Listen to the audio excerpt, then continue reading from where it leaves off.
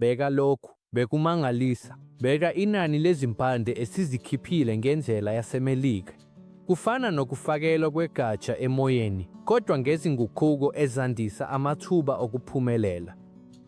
Namuhla ngizokufundisa ukuthi ungaziphindaphinda kanjani izihlahla zakho zezithelo kalula usebenzisa izinto onazo ekhaya. Lalela ngokucophelela, sesiqala. Into yokuqala esiyidingayo ibhodlela lepulasitiki. Lingaba nelitha elilodwa, cishe ikota yegaloni, nakuba ungasebenzisa ibhodlela elikhudlwana kanjani kuye ngokuthi igatsha liwugqinsi kangakanani. Manje senza uphawu cishe ngamasentimitha ayi-10, cishe ama-intshi 4, bese simaka lonke uhlangothi. Ngommese noma ngesikelo, sisika kanjani silandela umugqa esisanda kuwenza.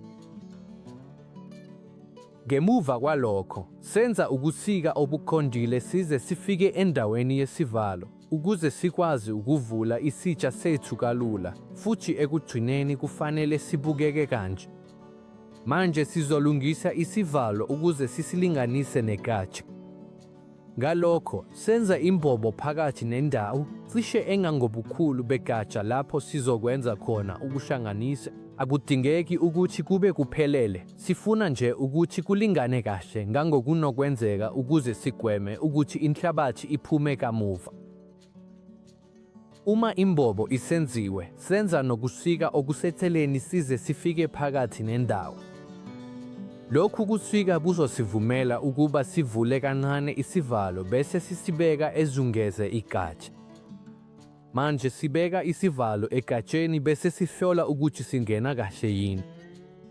Uma sesibona ukuthi silingana kahle, sesingaqhubeka nengxenye elandelayo. Manje njengoba sesilungisile isitsha kanye nesivalo esizoba phansi, kusasele ukuba silungise isivalo esiphezulu. Ukuze senze lokho, sizosika cishe amasentimitha 2 nengxenye, okungaba intshi eyodwa, kusuka engxenyeni engezansi yebhodlela elifanayo. Ngemva kwalokho, senza ukusika okuqondile size sifike phakathi nendawo bese sikhulisa imbobo kancane, kuye ngokuthi ukushuba kwegatsha esizolisebenzisa kungakanani.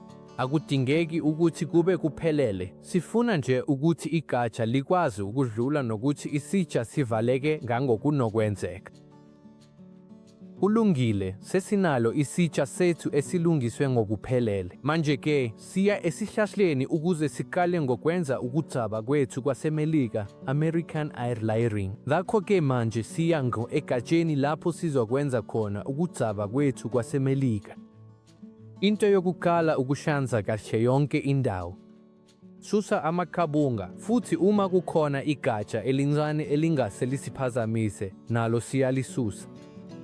Okufanelekile ukukhetha igatsha elinamandla, okungcono eliyingxenye yokhuni futhi elinobukhulu obungangesentimitha, nakuba singakwenza lokhu kahle kakhulu nasemagatshaneni amancane kanjani.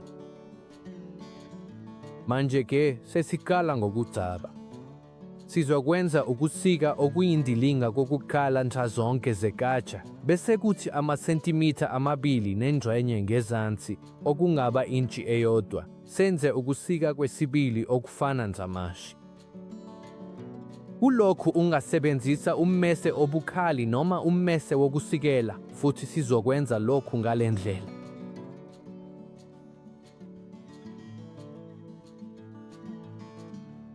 Uma usuzenzile lezo zikwele ezimbili, susa ngokuphelele amaxolo asele phakathi kwazo.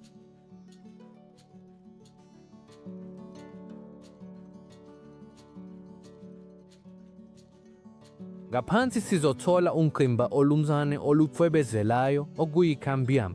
Le ndawo kumele siyikrabe kahle ngommese size siyisuse ngokuphelele, futhi sizokwenza lokhu ngale ndlela. Uma le ndawo isihlanzekile, manje sekufika umehluko omkhulu wale ndlela. Kusukela ekusikeni okungaphezulu, sizokwenza ukusika okumbalwa okude okungaba amasentimitha 2 kuya kwa-2.5 okungaba intshi eyodwa, kusabalaliswe nhlazonke zegatsha lonke.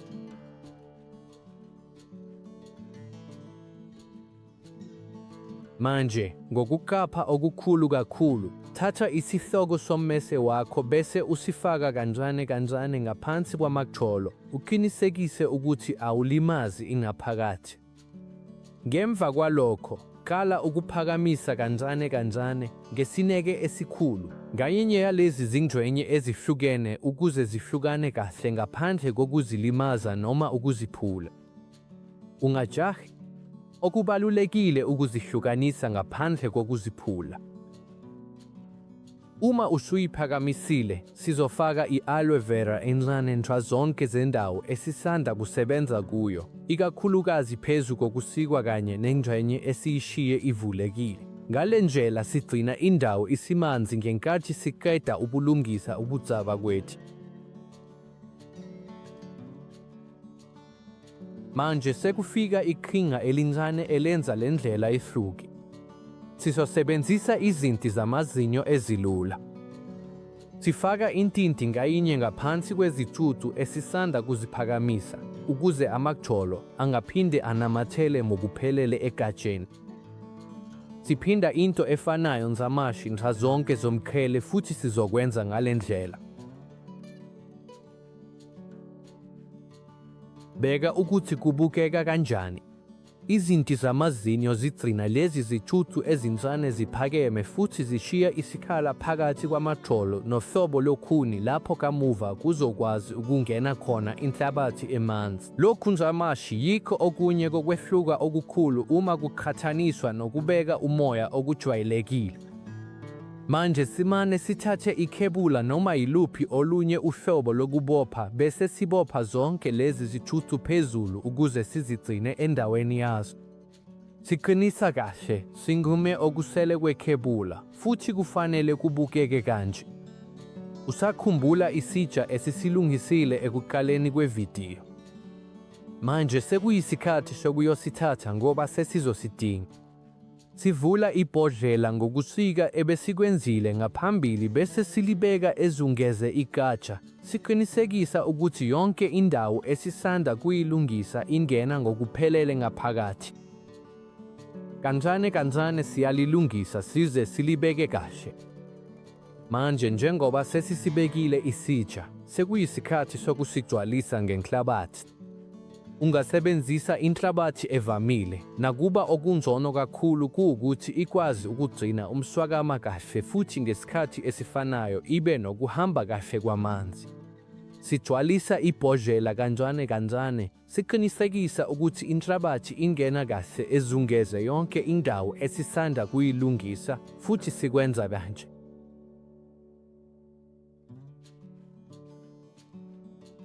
Uma sesisigcwalisile cishe sonke isitsha, sekuyisikhathi sokusichelela kahle. Ngephayiphi sichelela kancane kancane yonke inhlabathi size siqiniseke ukuthi isimanzi ngokuphelele. Lokhu kuchelela kokuqala kubaluleke kakhulu ngoba sifuna yonke inhlabathi ibe nomswakama owanele kusukela ekuqaleni futhi ikwazi ukuwugcina lowo mswakama isikhathi eside ngangokunokwenzeka.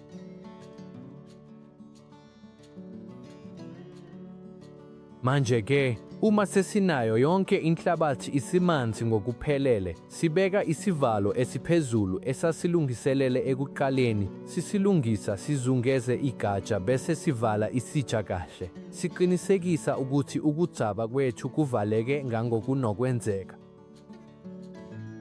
Okokugcina, sizosebenzisa uthezu lwepulasitiki emnyama noma isikhwama sikadoti ukuze simboze ukudzaba kwethu ngokuphelele. Simane sisisonge nxazonke zesitsha bese sisivala kahle. Ngalokhu sifuna ukuvikela ukudzaba futhi sisize ekugcineni izinga lokushisa elizinzile nelifudumele ngaphakathi, okuyinto ebaluleke kakhulu uma senza le ndlela ezindaweni noma ngezikhathi ezibanda kakhulu.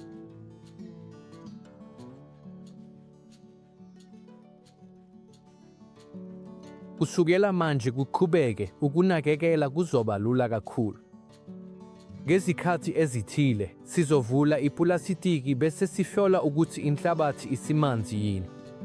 Uma sibona ukuthi iqala ukoma, simane siyitshele futhi ngendlela efanayo naleyo esayenza ekuqaleni.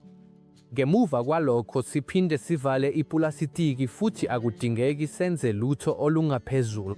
Manje sekusele nje ukunika isihlahla isikhathi ukuze siqale ukukhipha izimpande zaso ezintsha. Kulungile, sekudlule cishe amasonto ayisishiyagalombili selokhu senza ukugcaba kwethu kwaseMelika. Futhi manje yebo, asibone ukuthi kwenzekeni. Siyisusa kancane kancane ipulasitiki emnyama futhi bheka ukuthi yinto emangalisayo kanjani. Manje sesingabona inqwaba yezimpande ezimhlophe cwe ezungeze isitshi. Bheka lonke uhlelo lwezimpande olukwazile ukukhula emasontweni ambalwa nje. Ukugcaba kwethu kwaseMelika kuphumelele ngokuphelele. Manje njengoba sesinezimpande ezanele, sekuyisikhathi sokuthi sihlukanise isihlahla sethu esisha esitshalweni esingumama. Ukuze senze lokho, simane sisike igatsha ngaphansi kwendawo ethabiwe bese silisaketa etafuleni lethu lokusebenzela. Manje sisusa isitsha ngokucophelela, sizama ubungalimazi nesisodwa sezimpande ezintsha. Bheka lokhu, yinto emangalisayo. Manje silungisa imbiza endaba amalitha ayishumi noma ayishumi nanye, cishe amagaloni amabili nengxenye kuya kwamathathu, okuzokwanela kakhulu kulesi sigaba sokuqala. Siyigcwalisa ngomhlabathi omusha. Uma kungenzeka, singasebenzisa uhlobo olufanayo lomhlabathi esilusebenzisile ukwenza ukugcaba kwethu. Sibeka isihlahla sethu esisha phakathi nendawo bese siqeda ukugcwalisa.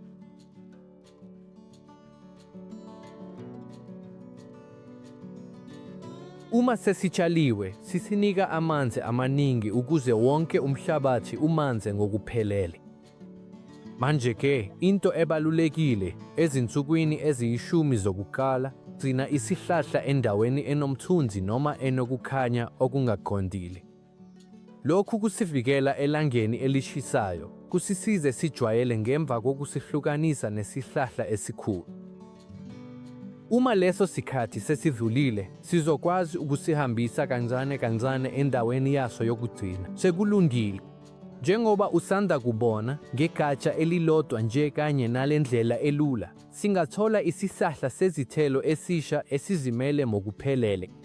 Manje ngithanda ukwazi into eyodwa. Yisiphi isihlahla sezithelo ongasizama kuso le ndlela yokugcaba yaseMelika?